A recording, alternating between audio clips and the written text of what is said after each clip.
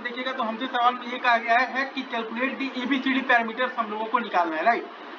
तो Z parameter तो हम लोग ये, चूंकि आपके पास T मॉडल है तो Z पैरामीटर तो साफ साफ दिख रहा है कि वो आ जाएगा 6, 2, 2 और आ जाएगा 5। तो V1 आ जाएगा 6I1 + 2I2, V2 आ जाएगा 2I1 + 5I2। ठीक है, अब हम लोगों ने बेसिकली I1 का वैल्यू नीचे से उठाकर ऊपर रख दिया है, तो V1 आ गया है 3V2 - 13I2 और I1 का वैल्यू V2 और I2 के टर्म्स में आ गया है, I1 आ गया है V2/2 - 5I2/2।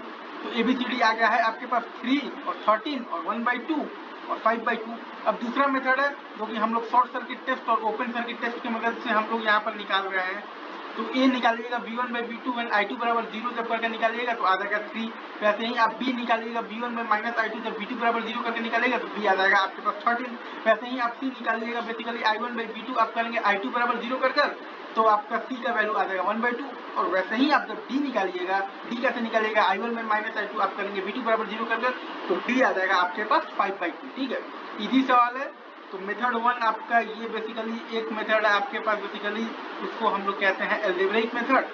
ठीक है, और मेथड जो 2 है उसको हम लोग कहते हैं ओपन सर्किट टेस्ट या फिर क्या कहते हैं शॉर्ट सर्किट, ये कहते हैं तो टेस्ट वाला मेथड। तो इन जनरल हमारी स्ट्रेटजी ये रहती है कि अगर हमसे बेसिकली ABCD ये चारों पैरामीटर ही पूछ दे तब तो एल्जेब्रिक मेथड से आपको दिख रहा है कि जल्दी आंसर आ जाएगा, अगर चारों पूछ रहा है तो। और अगर कोई एक पैरामीटर आपसे पूछे तो एक बार ओपन सर्किट टेस्ट लगाकर वो पैरामीटर ही आप डायरेक्ट निकाल लीजिए, तो ये काम आ जाएगा।